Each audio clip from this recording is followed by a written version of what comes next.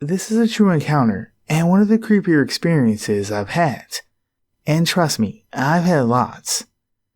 I stumbled across this sub recently, so I thought I'd share my story here and see if anyone has had similar experiences anywhere in the US.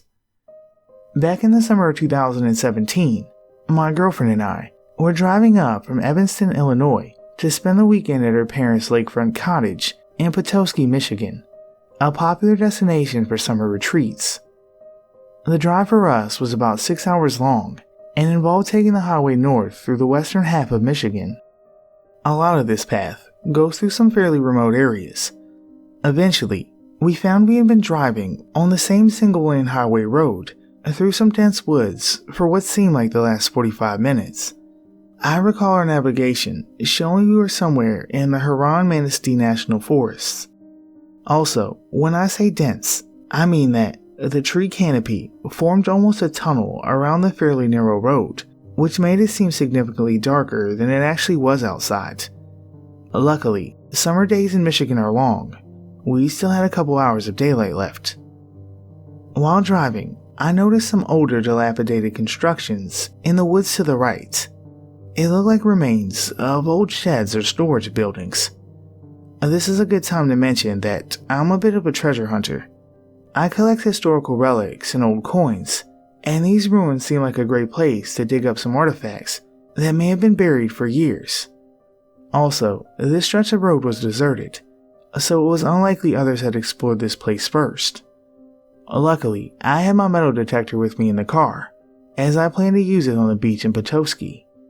I also had one of those children's shovels, made of neon plastic and a wooden handle, for digging in the sand, and although it's not ideal for soil, it would do. I told my girlfriend I wanted to stop for a bit and pulled over on the shoulder, and she said okay, and that she would stay back and continue napping. The nearest ruins were small, but not too far from the road itself. I figured the current highway must have originally been a backwoods road that the inhabitants could have used back in the day. However, I noticed a larger structure deeper into the forest and decided to check it out, as larger buildings that could have been people's homes and such have a higher chance of yielding a cool find. I made my way over and could see it was made of brick. The window holes were still clearly defined, with dirty broken glass around the edges. I looked through one and could see the building, though half collapsed, had a floor that looked somewhat intact. Back toward the road, my car was just barely within my range of vision. Since it was dark around the ruins, I recall leaving my shovel outside as I didn't need it for the hard floor, and used my free hand to hold my phone as a flashlight to help spot anything shiny. I snooped around the corner and started sweeping with the metal detector within the building walls as the roof was collapsed for half an hour or so when I started to hear movement around me, like crunching twigs and bushes rustling. I dismissed this as small animals at first, but I kept hearing it, almost as if it was following my movement around the building from the bushes on its perimeter. At this point, the hairs on the back of my neck stood up. I got the feeling I was being watched, like some animal was stalking me. I decided to turn back. I started hollering and making loud noise in hopes of scaring off whatever was there, and cautiously made my way over to where I left my shovel. It was gone, and I'm certain I could have misplaced it because it was neon orange and I'd left it in the middle of a pretty open area, so there's no way I would have just not seen it. At this point, I was spooked enough to just say fuck it and booked it back to my car. Hopping back in the driver's seat, I could see my girlfriend was awake and that her eyes were wide. She told me just a few minutes ago, while I was gone, she saw a child emerge from the forest and just look at her from several feet down the edge of the road. She described it as a boy, maybe 7 or 8, with a dirty face and ragged clothes. She told me she was worried the boy was lost or left behind, but the way he looked at her made her feel uneasy. She said he didn't look afraid or curious, but just looked at her with a gaze that seemed off for a lost child. She told me she still wanted to notify police, but wasn't comfortable leaving the car or calling out to the kid, who by now had disappeared. I hadn't yet told her about my experience by the ruins, but at this point, my heart was beating and I just felt uneasy about the whole thing. As I looked up the non-emergency number for the nearest sheriff's office on my phone, my girlfriend screamed my name. I looked up and there was a boy, similar to the one she described, just looking directly at us from the edge of the woods, a few feet from the passenger door. I was alarmed to see another, similar boy, right outside the back window, peering into the back seat. At this point, I didn't care anymore. I just turned the car on and accelerated the fuck out of there. After a few seconds of driving, I looked in my rearview mirror and the boys disappeared into the forest as fast as they had come. I sped over the limit for God knows how long until we were clear out of those woods. We ended up still calling the sheriff's office, who mentioned there had been similar sightings of children along the road by other drivers. Though I never got a good look, I agreed with my girlfriend that something was off about those kids, and that their behavior didn't match that of lost children.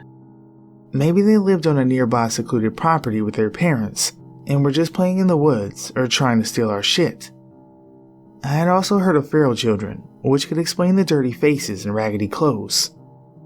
Later at the cottage, I googled similar paranormal sightings. Apparently, melonheads, a band of feral children with enlarged heads, had been spotted in the forests of Michigan, just a couple hours away from where we had been. They could have also been black-eyed kids. Upon asking my girlfriend this, she said she was sure the boy staring at her didn't have black eyes, or she would have noticed. However, his mannerisms, as she described them, seem very similar to the stories I've read, so I guess it's a possibility. If anyone has insight into this or similar experiences, I'd love to hear them. The experience creeps me out to this day, and we ended up taking a different route on the way back from Petoskey, just to avoid driving through that forest again.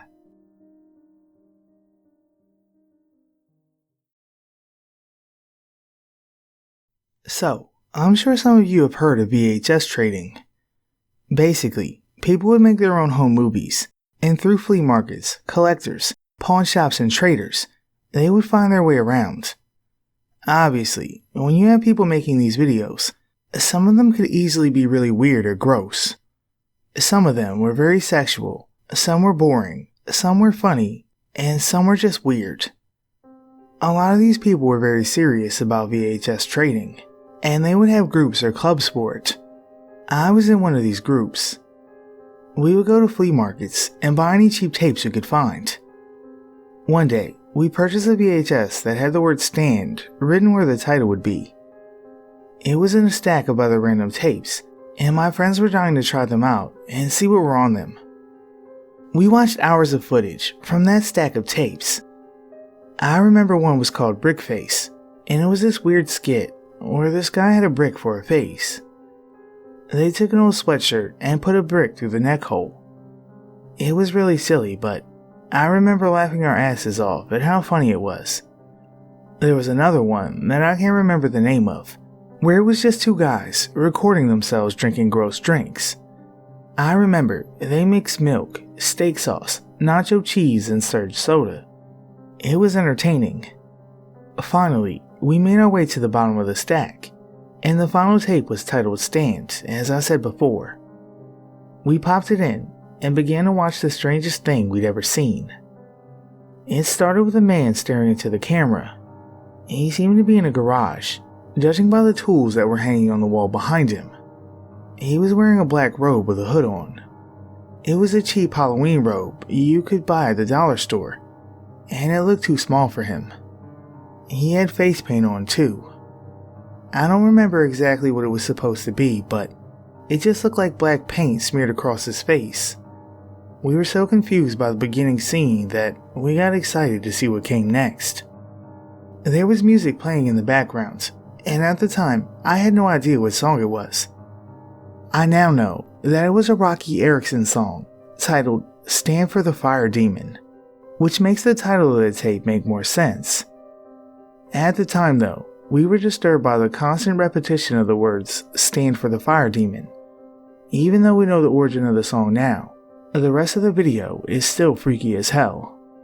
So, this guy stares at the camera for a minute or so as the song is just blasting. Then, he stands up and moves out of center frame and reveals a woman that had been sitting behind him. She was tied to a rocking chair and had a blindfold on. I specifically remember the girl didn't seem to be struggling. She was just sitting there. We had already assumed it was just a fake video meant to creep people out, but it got weirder. The hooded guy walks behind the girl and raises his hands up in the air. Out of nowhere, her head just bursts into flames. Like, not a small flame, but a huge ball of fire.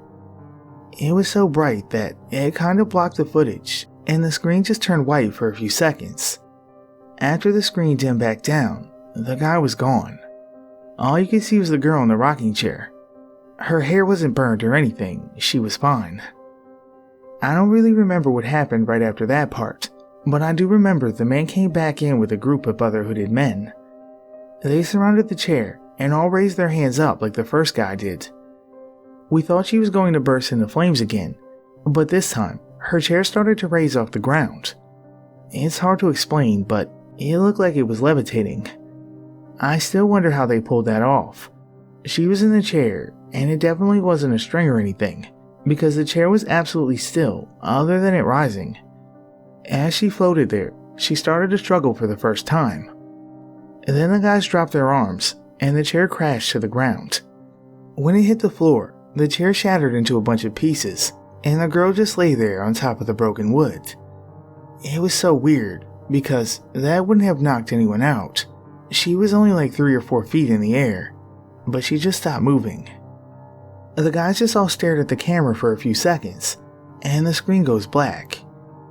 I remember thinking it was over, but then the screen comes back on, and it just shows this really tall person standing in the middle of a bunch of normal-sized people. I assume the smaller ones were the same group from before, but that would have made the big one like 10 feet tall, though he didn't move, so he was probably just a big figure they built. It ended when all the men raised their arms again, and the head of the giant man burst into flames like the other woman's.